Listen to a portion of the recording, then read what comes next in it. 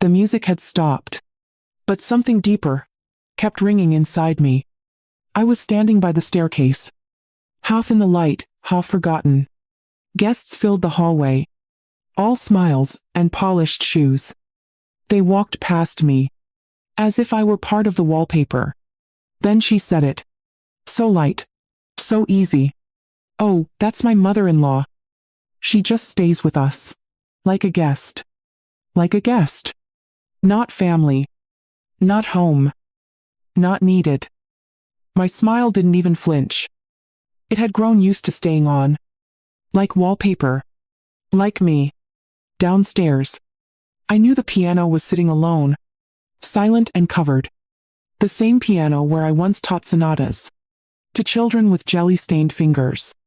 I remembered the sunlight on the floorboards, the scent of lavender from the garden, and the sound of my husband hammering the last picket into the white fence.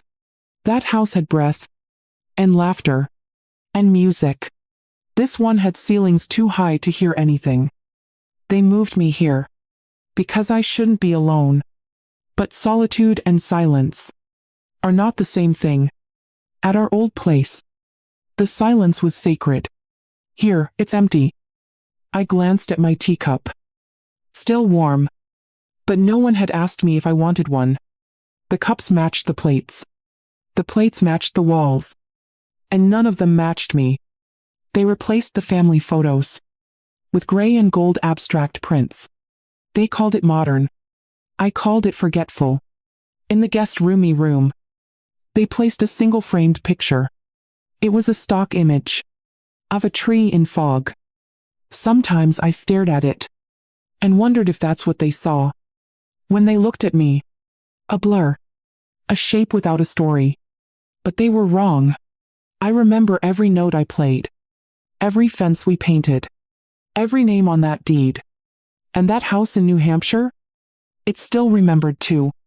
So did the papers. The signature. The key. They thought I had nothing left. But I had silence. And silence, sometimes, is a door. If they called you a guest, in the home you built from memory and music, what would you do? Would you knock to be let in? Or find the key they forgot you still had?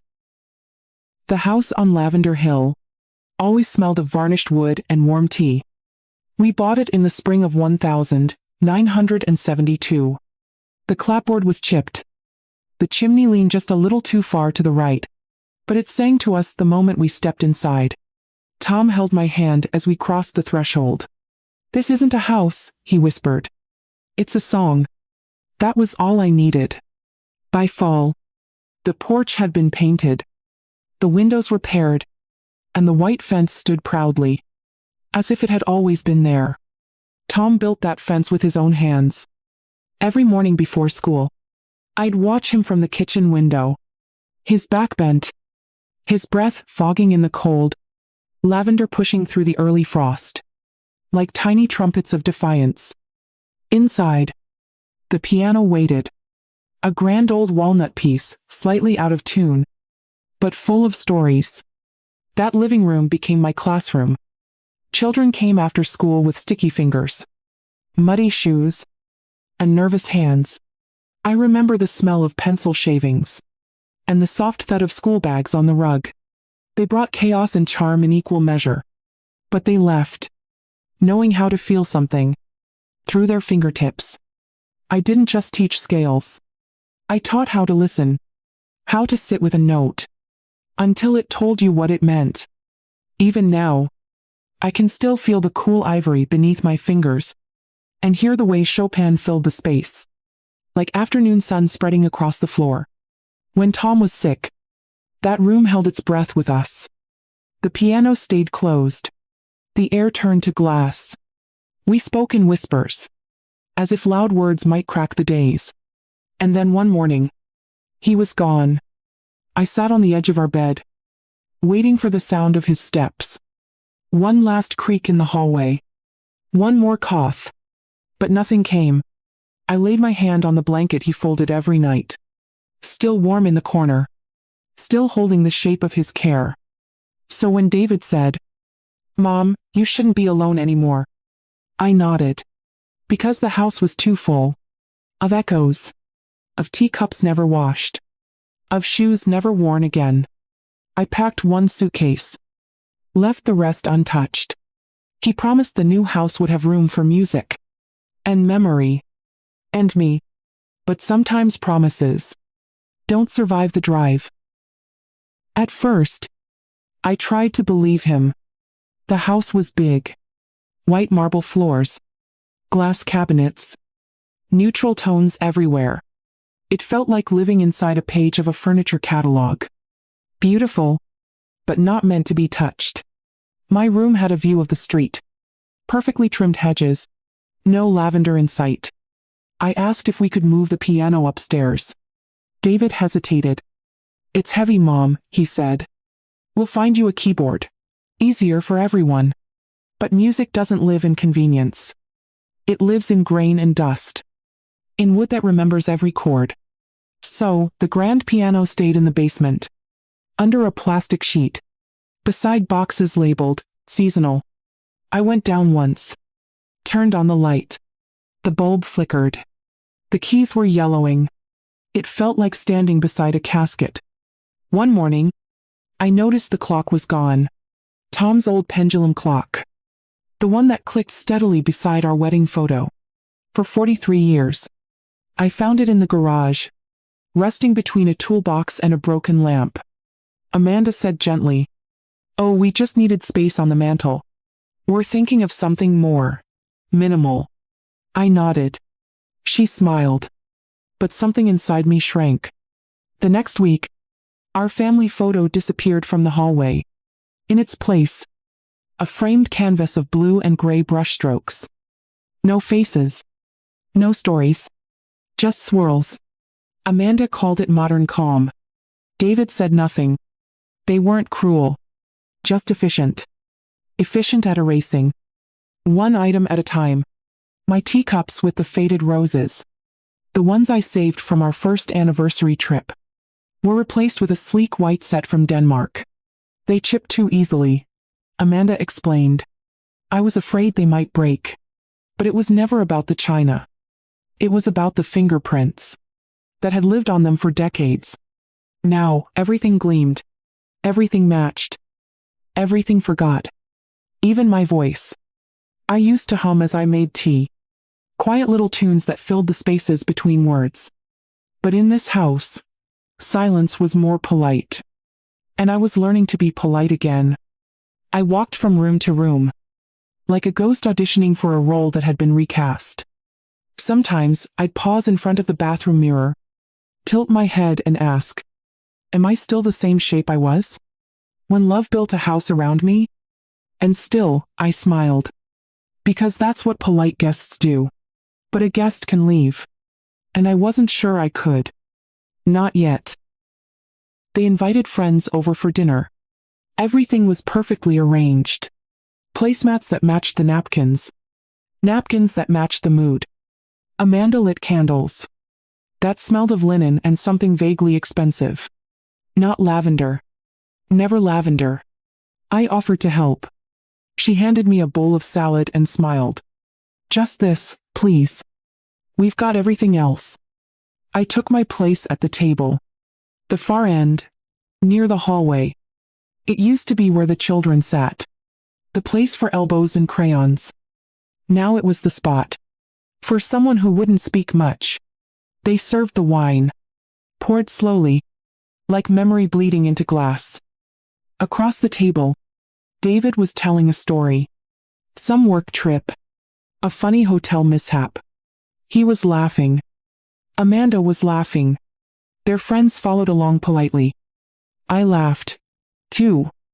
Softly. Though I hadn't heard the beginning. Then one of the guests, a woman in a cream sweater and pearls, asked, "So, how long have you lived with them?" Before I could answer, Amanda leaned forward, tilted her head sweetly, and said, "Oh, she just stays with us for now." Like a guest. There it was again. That word. That cold little box. They kept trying to fold me into. I smiled. I always smiled. But inside, something shifted. Like a door creaking open in a part of the house you'd forgotten was even there. That night, I walked down to the basement. The piano waited beneath its cover. Silent, but not forgotten. I pulled back the sheet and let my fingers hover above the keys. I didn't play. Not yet. I just listened. To the wood. To the weight of everything we had built and left behind. Then I opened the drawer of the old bench. Dust. 2 sheets of Bach. A velvet pouch. And tucked beneath them, a folded paper. Yellowing. Still whole. The deed. Our names. In ink. Mine and Tom's. Still there.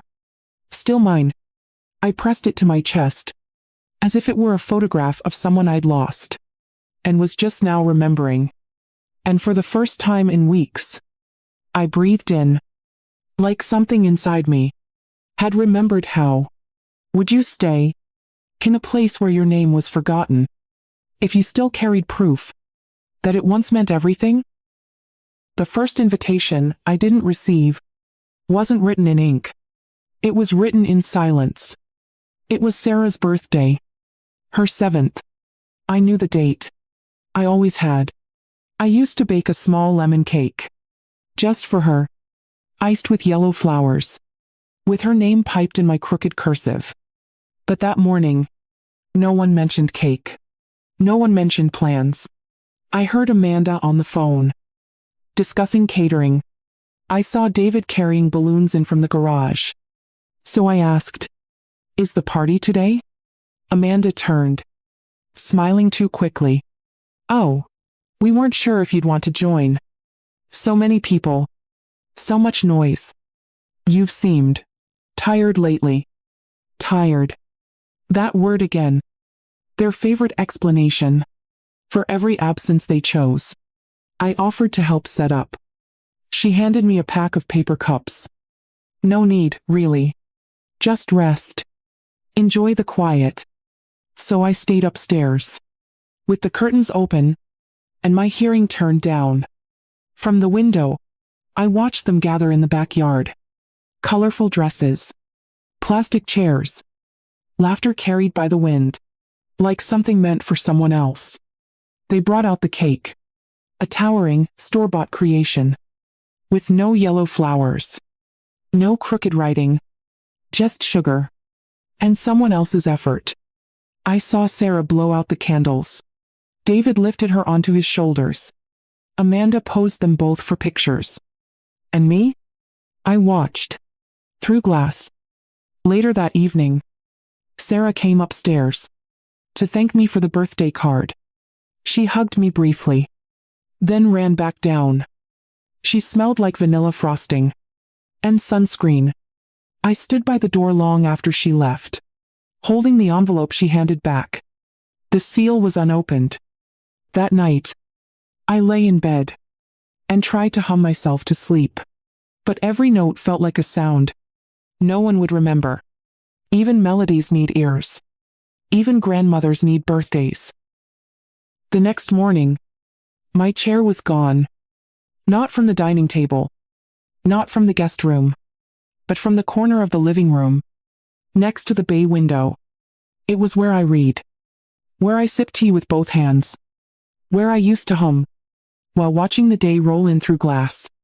A soft armchair. Pale. Blue. Worn at the edges.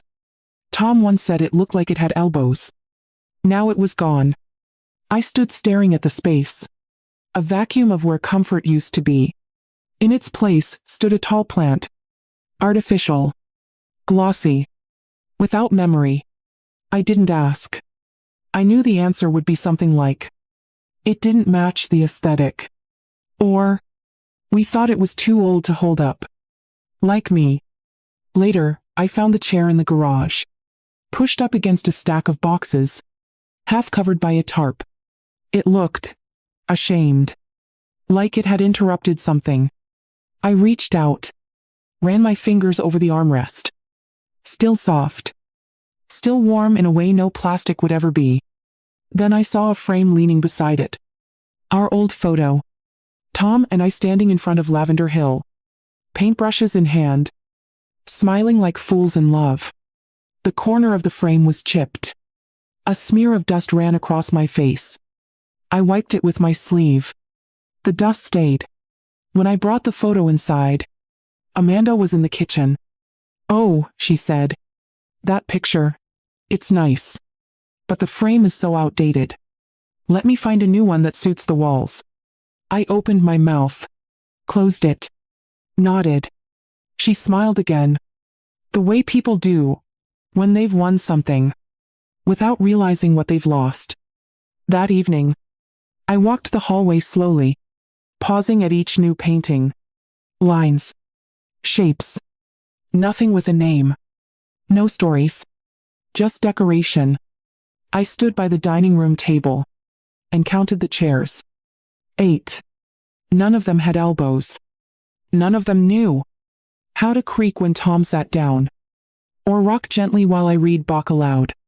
I placed my hands on the back of one chair and leaned in, just to remember what it felt like to belong to a room. But the wood was cold, polished, too smooth to remember anyone. Some things forget on purpose. Others are trained to. And sometimes, the forgetting begins while you're still standing there. That Sunday, they hosted a family dinner. Not a big one. Just David, Amanda, the girls, and a couple from their church. I heard the clinking of plates, the low hum of conversation, chairs being dragged, laughter. No one came upstairs. I waited until the noise softened, then made my way down slowly. My slippers barely made a sound against the polished hardwood. In the dining room, every seat was taken. David looked up. His smile faltered. Just for a second. "Oh, Mom, I thought you were resting." I looked at the table. Full. No extra place setting. No chair pulled back. I wasn't hungry, I lied. Amanda stood, half reaching. "Do you want to join?" "We can." "It's fine," I said. Too quickly. Too practiced. I turned before anyone could insist. Out of politeness. Or guilt. In the kitchen, the sink was full of dishes. Steam fogged the windows above the stove. I poured myself some water. Hands steady. Heart not. The glass clinked against the counter. Too loud in a house that never asked if I was coming to dinner. I sat alone.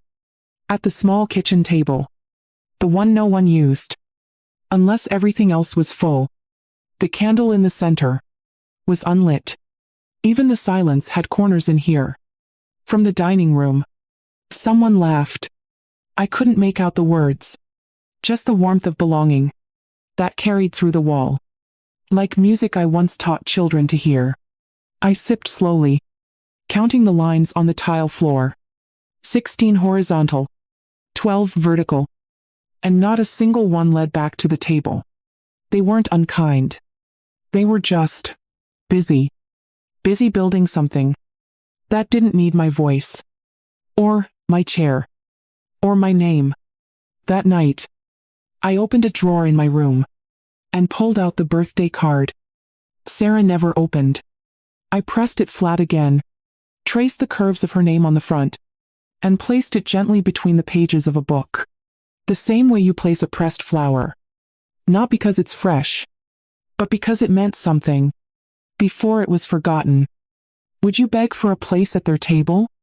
Or would you protect what little place you still held inside yourself? It started with a search. Not for answers. Just for a metronome. I missed the sound. That steady click. Like an old friend. Keeping time. Even when no one listened. I opened my laptop. Typed vintage metronome into the search bar. And scrolled past polished brass and plastic imitations. Then I saw it. A listing. Familiar. Walnut finish. Ivory keys. Minor scratches on the lid. Located in Boston. Beautiful antique grand piano. Original owner recently moved. I clicked the photo. And there it was. My piano. Our piano. The grain along the left side. The tiny chip near middle C. The brass pedal worn just slightly off-center. From decades of soft sustain. My chest went still. I read the description again. Price. Negotiable. Condition. Well. Loved.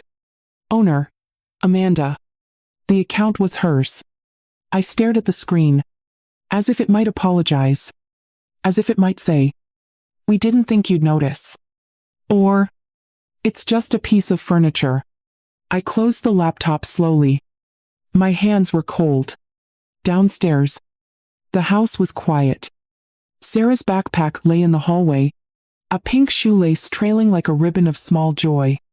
Amanda was in the kitchen, scrolling through her phone. I stood in the doorway. "Are you selling the piano?" She looked up. Blink. Smile. Pause. "Oh. David and I talked about that. We thought it was just sitting there. And the basement could use the space." My voice caught before it came. I never said I wanted to sell it. Amanda put down her phone. She tilted her head. The same angle as when she explained Danish china or color palettes. "I know, Joanna. It's just, we figured it wasn't being used. And it's not really a good fit for this house. You said yourself. You haven't played in a long time." She said it gently. Like a nurse removing something fragile. Without asking if it still held breath. I nodded. Because I'd learned. That protest sounded messy in their world. Then she smiled again. Almost proud. "The buyer is actually a young music teacher. I thought you'd be happy. It'll go to someone who'll really use it." Happy. The word landed. Like a dropped glass. On polished floors. They were selling history. To buy space. And they thought I'd be happy. Not once. Did they ask what that piano had carried? Besides sound. That evening, David came home late. I waited in the kitchen, hands wrapped around a cup of chamomile tea that had long since gone cold. He stepped in, loosened his tie, kissed Amanda on the cheek, and opened the fridge. Without looking at me. "David," I said. He paused, looked up, smiled faintly. "Hey, Mom, everything all right?" I saw the listing. I kept my voice low. Measured. The piano. His smile faded. But not with guilt. With mild inconvenience. "Yeah," he said. "We thought it might be time. It's just taking up space. And it's not yours to sell." I didn't raise my voice. But it landed like a gavel. He sighed. Closed the fridge slowly. Then leaned back against the counter. "Technically," he said, "you're living here now. And the house in New Hampshire is under lease. We figured." "You figured?" I cut in. I had never done that before. Not with him. Not since he was a boy. Learning to read off my lap. "You figured," I repeated. "That's something my husband and I saved for. Played on. Taught children with. Grieved beside. Could just be sold. Without even asking me." His mouth tightened. "It's just a piano, Mom. Just a piano." The air in the kitchen grew heavier than the night outside. I set the teacup down. Gently. "I know you think I'm old, David. And tired. And harmless. But I am not gone. I'm still here. And that piano. That's my name on the receipt. My hands in the varnish. My voice in every cracked pedal." He looked down. Not from shame. From wanting the conversation to be over. Then he spoke. Measured. Flat. "It's already scheduled for pickup. They paid a deposit." My breath caught. Not from surprise. From certainty. Because that's what betrayal is. Not the act itself. But how easily it's spoken. I left the kitchen without another word. In my room. I sat in the dark. And opened my palm. A tremble ran through it. like a thread had snapped, in some invisible web that once connected my life to his. Outside, the house hummed quietly, a dishwasher running, a television muttering behind a door. Inside, a silence built a wall between me and the boy I once raised to be better than this. 2 days later, I took a taxi to Rye. The tenants were out. I had called ahead. "I just need a few things from the closet," I'd said. They didn't ask questions. Most people don't. When you're 76 and polite. The porch steps creaked. Exactly the way they used to. Soft. Predictable. Like an old friend clearing its throat. I used my key. It still worked. They hadn't changed the lock. The house smelled different now. No longer lavender and lemon polish. But the bones were the same. The sunlight still spilled. Across the same floorboards. Hitting the same corner. Where Tom used to leave his boots. I walked slowly. Careful not to touch too much. But the walls. They recognized me. In the hallway. A faded outline still marked. Where our wedding photo used to hang. That ghost of a frame. That rectangle of memory. No paint could fully cover. I stepped into the music room. The tenants had made it an office. A desk. A printer. A half-dead fern by the window. But the bench was still there. That old piano bench. With the uneven leg. Tom tried to fix 3 times. And finally gave up on. I sat down. It wobbled. Just enough to make me feel like something in the world hadn't changed. I opened the bench. Inside. A broken pencil. A metronome missing its top. And beneath them. Folded and yellowed. The deed. I unfolded it carefully. My hand steadier than I expected. My name. Tom's name. Ink that hadn't faded. Even when we had. I stared at it for a long time. Not for legal proof. Not for revenge. But to remind myself. That once. I was the architect. Of something real. That house. Wasn't a memory. It was a fact. I took a photo of the paper. And folded it back. Into the envelope it had lived in. Since 1972. I didn't take anything else. Not the pencil. Not the keys from the hook. Not even the dust. That remembered my footprints. On the way out. I paused by the front door. And ran my fingers along the frame. "I'm still here," I whispered. Not to the tenants. Not to Tom. To myself. And in that moment. The betrayal in David's voice. Lost its weight. Because names on paper. I mean nothing to those who forget you. But everything to those. Trying to remember who they are. If someone sold your legacy. Without asking. Would you let it go? Or quietly reclaim. What was always yours? It happened quietly. Like most endings do. Amanda knocked gently one morning. A cup of coffee in hand. Smile rehearsed. "Joanna," she said. "David and I have been talking. We think. Maybe it's time you had a space. That feels more your own." My fingers curled around the bedsheet. Not tight. Just enough to feel something that still belonged to me. She continued. Her voice soft like a podcast for sleep. "There's a beautiful assisted living residence. It's not far. Lovely staff. Plenty of activities. And you'd have your own sweet privacy, freedom." Freedom. What a strange word. To use when someone is boxing your life into a corridor. I didn't speak. Not because I was shocked. But because I had seen it coming. In the quiet ways people start to erase you. Before they say it out loud. The missing photo. The sold piano. The extra chair never set. Amanda placed the coffee on the nightstand. Ceramic kissed wood. Her voice dropped. "We love you, Joanna. This just makes sense." David didn't come upstairs. He didn't have the spine to say it himself. Just the signature on the paperwork. I would later find tucked inside a white folder. With my name spelled wrong.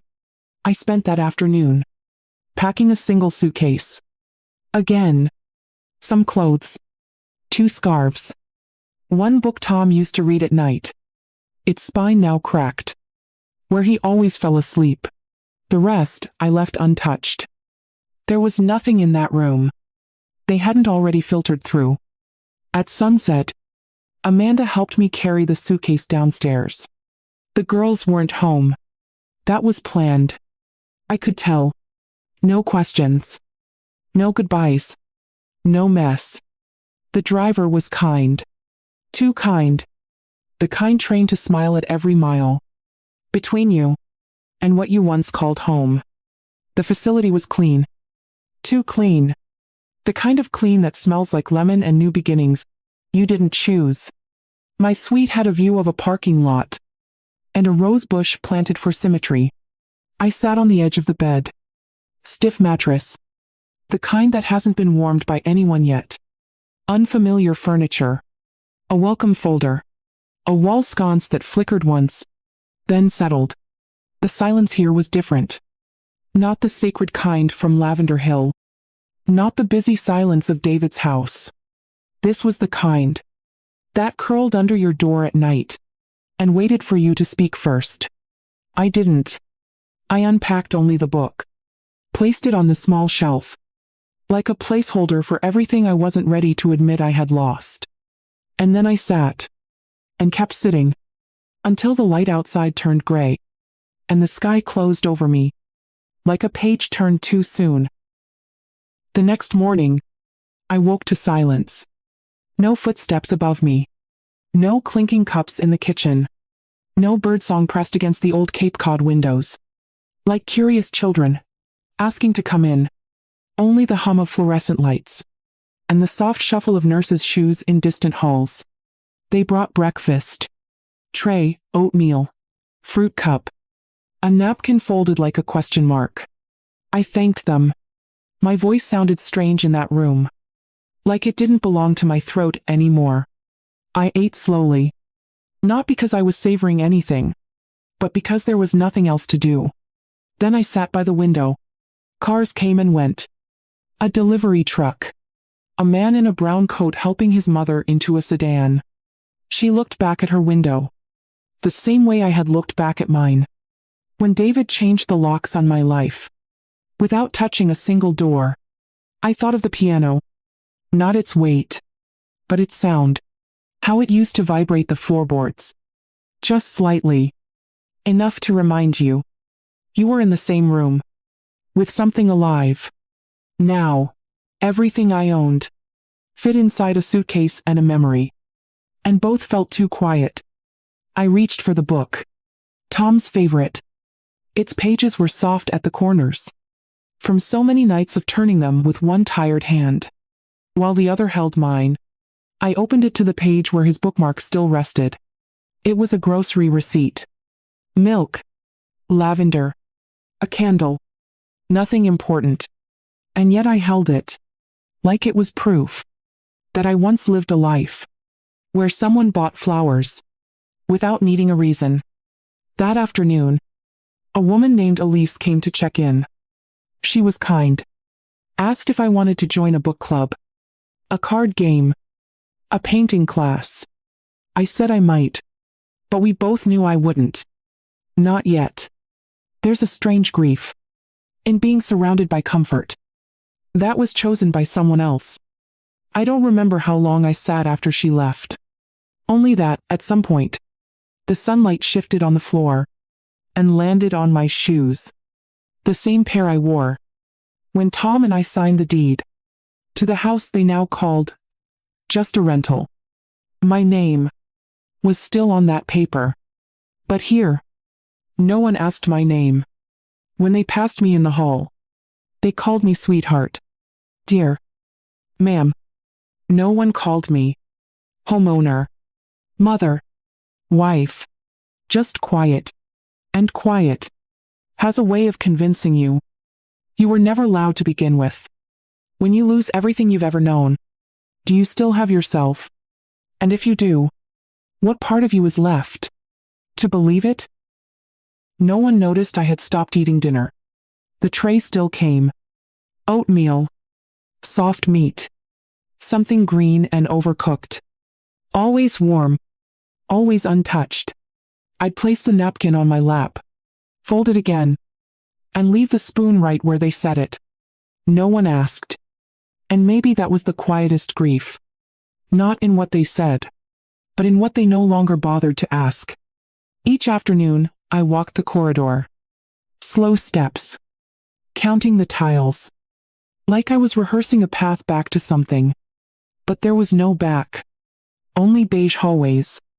That looped in on themselves. It was in the third week. On a Tuesday, that I met Miriam. She was sitting in the lounge. Alone. At the corner table near the window.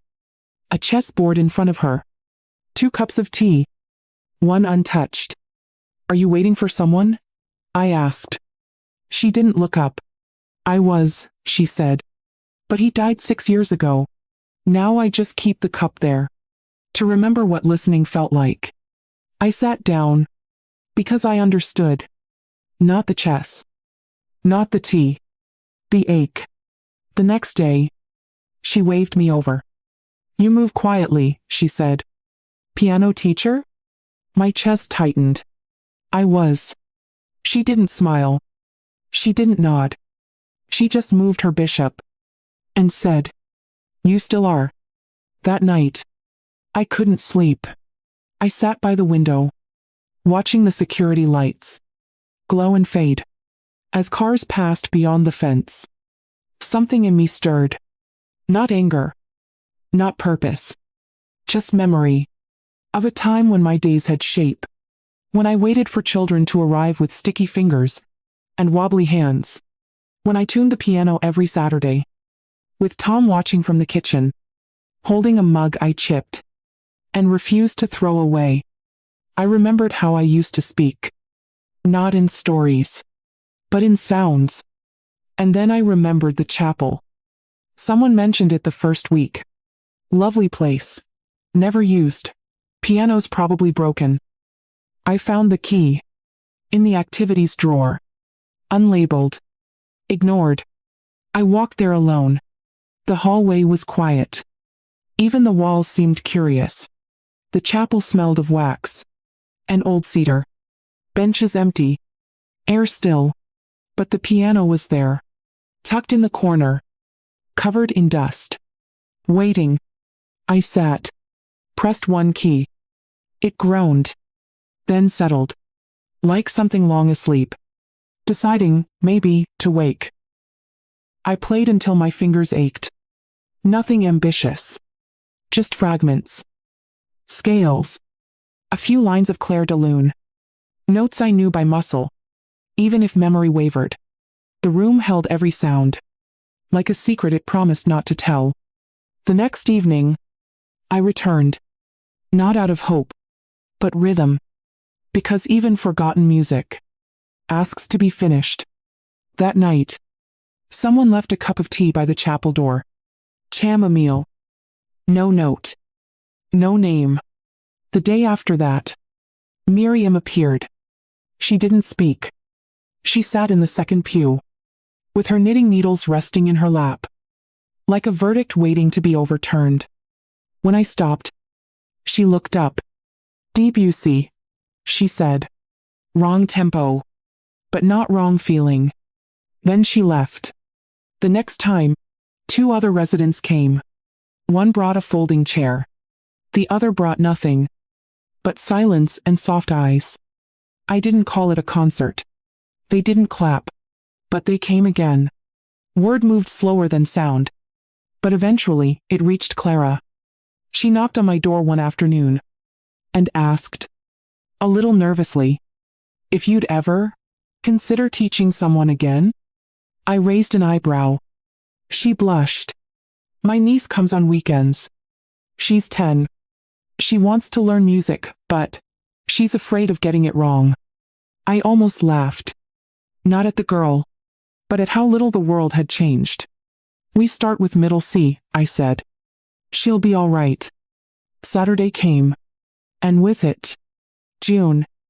That was her name. Hair in uneven braids. Shoes too big. A backpack with cat ears. She didn't shake my hand. Just stared at the piano like it might bite her. Come, I said. We'll only wake one key today. She sat beside me. Pressed too hard. Then too soft. Missed the note.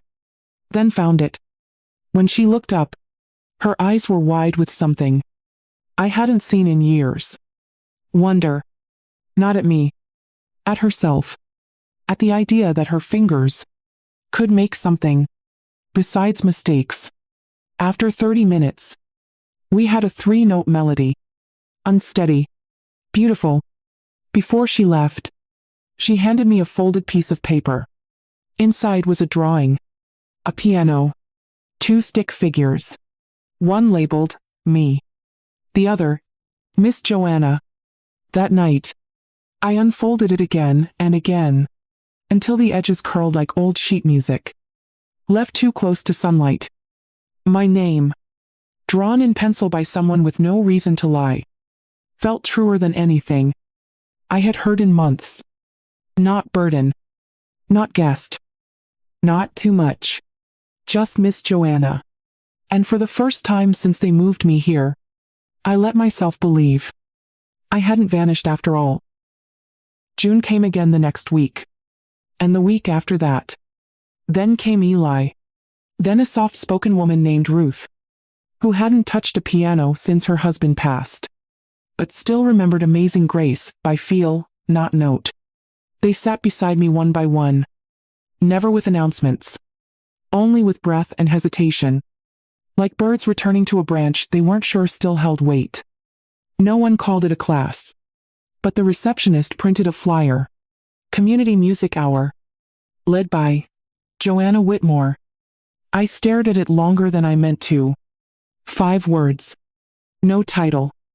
No age. No prefix. Just a name. Mine. I didn't feel proud. I felt remembered. That Wednesday, 8 people came. 2 residents. A nurse. A boy visiting his grandmother. And Miriam. With her knitting in hand and silence in her eyes. I didn't bring sheet music. I didn't plan anything. I just sat down at the piano, ran my fingers across the keys, and said, "We'll begin with the breath." They followed. We tapped rhythms on the pews. We hummed scales with closed eyes. When the boy got the notes wrong, he laughed so hard he dropped his pencil. No one corrected him. When Ruth played 3 clean notes, she cried. No one asked why. No one needed to. Afterward, people lingered. Not out of obligation, but because something in the air had changed shape. Miriam stood near the doorway as they left. She didn't speak, but she looked at me like I had done something impossible. I didn't feel brave. I didn't feel whole. But I felt present. And sometimes, that's enough to begin again. That night, I wrote in my journal. They tried to retire my voice, but I wasn't finished speaking. Not yet. I set the pen down, opened the drawer, took out the picture June had drawn, of me and her at the piano. Stick figures, smiling. She had written Miss Joanna in shaky block letters. That name. Without apologies. Without expiration. It stayed with me long after the lights went out. And if you've ever had to start over in silence, if your worth was once buried under someone else's comfort, then, maybe, like me, you've found a small way to return. To music. To memory. To something with your name on it. If you have, I hope you write it down. Even if no one else reads it. Some stories don't need applause. Just one voice. To say, I am still here. It began with a knock. Not at my door. In my mind. A thought, soft but persistent. What if they try to sell the house next? The house in Rye. The one with our initials carved into the porch beam. The deed I had touched with both hands. still warm from memory. I couldn't sleep that night. Not because of fear. Because of clarity. At sunrise, I took the deed out again. Unfolded it slowly.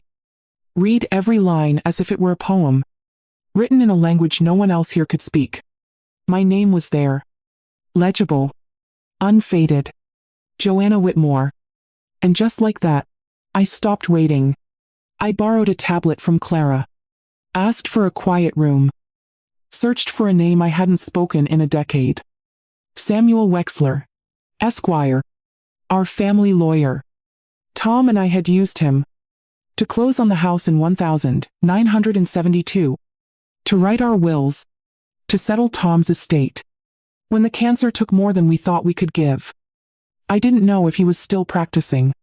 Didn't even know if he was alive. But I sent the email. A simple one. Mr. Wexler. I believe you once helped me buy a house. I'd like to know how to protect it. He responded the next morning. Yes, Joanna. I remember you. I still have the file. Come in. No questions. No hesitation. I asked the facility for a transport pass. Told them I had a personal appointment. No one asked with who. Sometimes, age gives you the gift of invisibility. Other times, it becomes the perfect disguise. Mr. Wexler's office hadn't changed. Same dark wood paneling. Same leather chairs that smelled of old paper and time. He stood when I entered. You look exactly the same, he lied. I smiled. So do you. We sat. I handed him the deed. He read in silence. Then looked up. You own half the house outright, he said. Still. Nothing's been transferred. I want to make sure they can't touch it, I said. He leaned back. Define they. My son. And the woman who calls herself my family. He nodded. Then opened a folder. And we began. Mr. Wexler took his time. He read slowly. Cross-checked things in a worn leather binder. With color-coded tabs. He made 2 phone calls. Wrote 3 notes in pencil. Then turned back to me. The good news, he said, is that no legal transfer has occurred. You are still a co-owner. No one can sell the property without your signature. I nodded. But I didn't smile. That's not enough, I said. I want to make it untouchable. He raised an eyebrow. Meaning? I want to put my half into a trust. Not for David. Not for his wife. For something that matters. He closed the binder. Folded his hands. I can draw up the documents today. Do you have a beneficiary in mind? I paused. Then. I'd like to create a scholarship. Music. For girls. Preferably for girls like June. He blinked. Then smiled. Not the polite kind lawyers give. When they win a case. The kind that men give. When they remember why they started doing this work at all. I can arrange that, he said. We discussed the details. Amount. Oversight. Naming. The Whitmore Music Fund, he suggested. I shook my head. No. Not my husband's name. Not mine either. I thought for a moment. Then whispered. Let's call it, the Lavender Grant. He wrote it down without question. When everything was ready, he handed me a pen. Are you sure? I looked at the paper. Then at the window. The city beyond looked nothing like the Cape Cod shoreline. But somewhere in my mind, I smelled lavender. And Tom's hands, rough and kind, closed around mine. As I signed. I've never been more sure, I said. He made 2 copies. Stamped them. Placed one in a folder. With a ribbon. Old-fashioned. But ceremonial. I took it gently. Like a document that contained not just property, but peace. Do you want me to notify your son? He asked. No, I said. Not yet. Some acts of justice do not need an audience. They just need to be done. Quietly. Precisely. Completely. I returned to the residence by taxi. No one asked where I'd gone. No one noticed I carried a folder, tied with red ribbon. I placed it beneath my bed, between a winter scarf I hadn't worn in years, and an old photo album, missing its last page. Then I brewed tea. The quiet kind. Chamomile. No sugar. It tasted like something clean. Later that evening, I opened the tablet again. I emailed the scholarship office of the local conservatory, attached a scanned copy of the deed, a statement of intent, the name, the Lavender Grant. I didn't explain who I was, just what I hoped this gift would become. It didn't feel bold. It felt correct. Then I wrote a note to Clara. Could you help me print 10 flyers? She knocked 10 minutes later. Of course, she said. Are these for the music sessions? I smiled. Not exactly. The flyers were simple. Lavender border. Soft serif font. No photo. Just text. The Lavender Grant. For young girls learning music. Where silence once lived. In memory of what cannot be sold. I posted one in the chapel. Another in the hallway near the mailroom. The rest I kept. They weren't advertisements. They were declarations. Proof that something had been built. Not in spite of being erased, but precisely because of it. A few days later, David called. First time in weeks. Hey Mom, he said. I was looking into some things, and did you change something with the house in Rye? I stirred my tea. I did, I said. It's protected now. It belongs to something beyond us. Silence. Then, why didn't you tell me? I considered his question, then answered slowly. Because you never asked me what it meant to me. He sighed. Long. Uneven.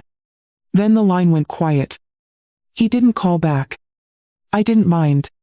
That night, I walked to the chapel alone. Sat at the bench. Played a slow scale. One note at a time. One truth at a time. I thought of June. Of Ruth. Of the people who had come. Not for music. But for memory. I closed the lid. Stood. And whispered. Without bitterness. This is what legacy sounds like. And legacy, I've learned, doesn't ask permission to begin. The letter arrived on a Monday. I knew it was coming. Mr. Wexler had emailed the final version. Notarized, filed, sealed. But the envelope made it real.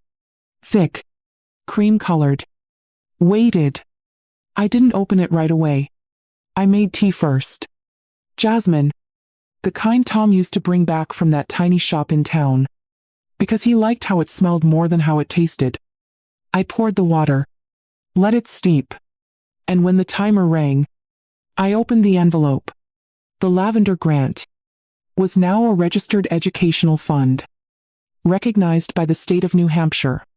Half the value of the Rye House was now irrevocably bound to scholarships for girls who heard music in places no one else was listening. There was no going back. And that was the point. I sat with the document in my lap as sunlight poured in through the window. Somewhere in the courtyard, a gardener was trimming back roses. I could hear the snip of the shears. Rhythmic. Certain. A few hours later, my phone rang. It was David. Hey Mom. David. Silence. Then, I got a call from some attorney. He said there's a trust now. On the house? Yes, I said. Calmly. Without weight. Why would you do that? His voice cracked slightly. Why would you tie up the property like that? Without even telling me? I looked out the window. I didn't tie it up, I said. I freed it. His breath caught. I just thought. After everything, we were going to handle things together. I paused. Held my cup. Watched the steam rise like a truth he wasn't ready to see. Together, I said, was the first thing you stopped choosing. Then I ended the call. Gently. As one ends a song. that no longer wants to be sung. I didn't cry, didn't pace, didn't doubt. Because for the first time in years, I wasn't reacting. I was writing. Not a reply. A legacy. And he just received the first line. The email from Amanda came the next morning. Short. Sharp. No greeting. We need to talk. No punctuation. But the silence, at the end of that sentence, was louder than any exclamation point. I didn't reply. 2 hours later, she called. I didn't answer. That evening, David left a voicemail. Mom, we're driving up. You can't just make decisions like this. Without a conversation. Conversation. As if there had ever been one. As if silence hadn't already spoken for them. They arrived unannounced on Thursday. I saw them through the chapel window. While June practiced arpeggios beside me. David in a navy jacket. Amanda in heels too sharp for a healing place. They didn't see me. Not yet. I finished the lesson. Let June close the piano lid herself. A small ritual I taught her. A way to say, this music belongs to you now. Then I stepped into the hallway. Amanda saw me first. She straightened. David exhaled. Mom, he said. And I could hear it. The tightness in his voice. The rehearsed grief of someone who hadn't expected a no to come wrapped in paperwork. We were blindsided, Amanda said. By a lawyer. By legal filings. By this scholarship? She said the word like it was foreign. Like it was a rumor. She hadn't approved for circulation. It's not a scholarship, I said. It's a direction. David stepped forward. We thought the house would be part of our planning our future. And I replied. That respect would be part of mine. He looked down. Amanda didn't. She crossed her arms. We brought you into our home. We tried to help. You renovated my life. Until I couldn't recognize it. I didn't raise my voice. I didn't need to. Every word landed. Like it had waited its turn. This isn't revenge, I said. This is what I built. When you stopped asking what mattered to me. David ran a hand through his hair. Younger than Tom ever looked. But twice as tired. You didn't even give us a chance to object. That was the point, I said. It's not yours to object to. We stood in silence. Not heavy. Not cruel. Just final. Amanda adjusted her purse strap. David looked out the window. I guess we should go, he said. I didn't stop them. Sometimes. A door doesn't have to slam. To close completely. They didn't slam the door. Amanda closed it gently. As if volume could salvage the moment. I stood by the hallway window. And watched them cross the gravel drive. He unlocked the car. She didn't look back. That was the last time I saw them. In person. No tears. No accusations. Just an ending. Quiet enough to miss. If you weren't paying attention. But I was. I returned to the chapel. June was gone. The light had shifted. Late afternoon leaned across the pews like a shawl. Waiting to be lifted. I opened the piano lid. The wood was warm. Familiar. Like the back of an old friend's hand. I played one note. Then another. Nothing complex. Just a melody. That knew where it was going. Miriam entered halfway through. Sat in the corner. Didn't speak. When I stopped. She walked over. Held something out. A clipping. From the town newspaper. It read. Retired teacher creates scholarship for girls in music. A quiet act of legacy. Below it, a photo of me. Hands hovering above the keys. Expression unreadable. I didn't know they'd print it, she said. Someone from the conservatory called the paper. Said they wanted to thank you. I nodded. Took the article in both hands. Read it once. Then folded it neatly. It didn't matter who read it. It only mattered that it was true. That night.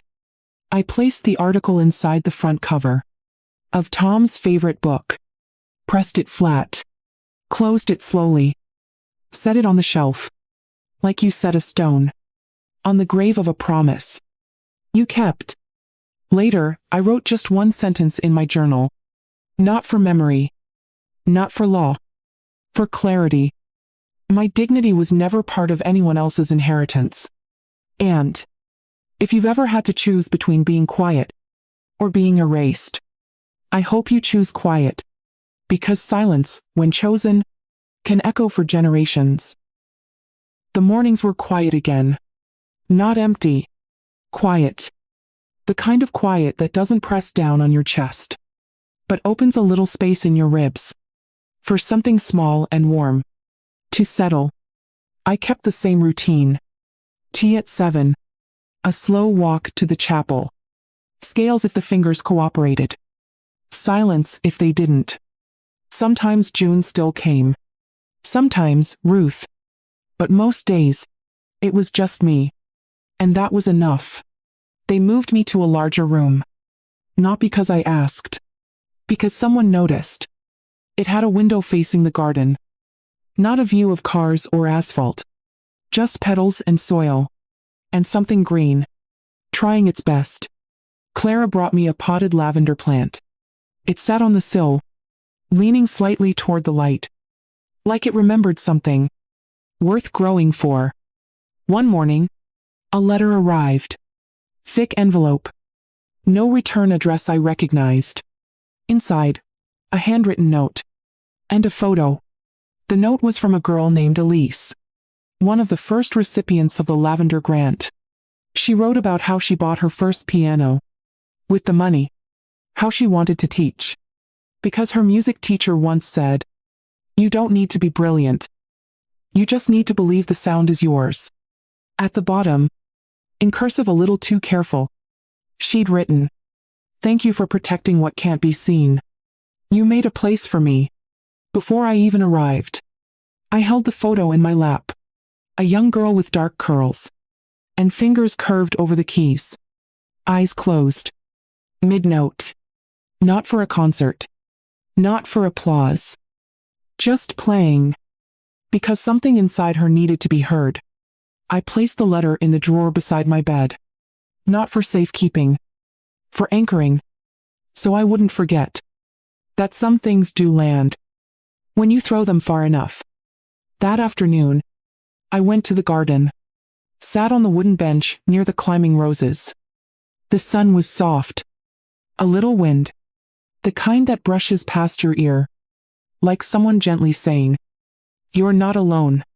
I thought about Tom. About the day we first walked through Lavender Hill. How he looked at me. Not with excitement, but with recognition. Like I was the house he'd been looking for all along. And I realized something. The real legacy wasn't the scholarship, or the property, or even the piano. It was the quiet decision to keep something sacred when everyone else forgot it ever mattered. That was mine, and no one could sell it, or rename it, or list it online for quick removal. That kind of dignity lives without documents. It lives in the way you open a door, only wide enough for those who understand. I no longer waited for calls. Not because I'd given up, but because I'd stopped tying my worth to the sound of a phone that might never ring. There were days I thought of David, of Amanda, of Sarah and her birthday candles I once watched from behind glass. But the memories didn't hurt the way they used to. They just existed, like old sheet music, in a key no one plays anymore. One afternoon, I returned to the chapel alone. No music hour. No audience. Just me. And the quiet. I sat at the piano and opened the bench. Inside was a folded note, written in pencil. No name. It read, "Thank you for showing us that music doesn't disappear. It just waits." I left it there. Some words aren't meant to be carried. They're meant to stay exactly where they were needed. I pressed one key. C. Middle C. The first note I'd taught June. The first note I'd taught myself again. It rang clearly. No stick. No hesitation. And then I closed the lid. Not with sadness. With certainty. Outside, the lavender plant on my windowsill had bloomed. 3 soft petals. Leaning into the light, Clara passed by in the hallway. She smiled. Looks like it remembers who it is, she said. I nodded. So do I. That night, I poured myself a cup of tea. Earl Grey. The kind I used to make when I wanted to feel like a woman who still had things to do. I wrapped a shawl around my shoulders. Opened the window slightly. Let the wind carry in the distant scent of soil. And the sound of someone humming in the garden. Not me. Someone younger. Learning how to be still. I didn't need to teach anymore. They'd found their way to the music. I'd done my part. And I'd done it. Without raising my voice. Before bed, I opened my journal one last time. Wrote 5 words. Each on its own line. I was not erased. I exhaled. Closed the book. And finally, slept. And if you've ever felt quietly removed from the life you helped build, this story is yours too. And if you found a way to return to yourself without needing anyone's permission, I hope you'll write it down. Somewhere only you can see it. Your dignity is not a headline. It's not a legal term. It's a soft, unshakable truth that still lives in the spaces you protected when no one else did. You are not alone in your quiet return. We're still listening.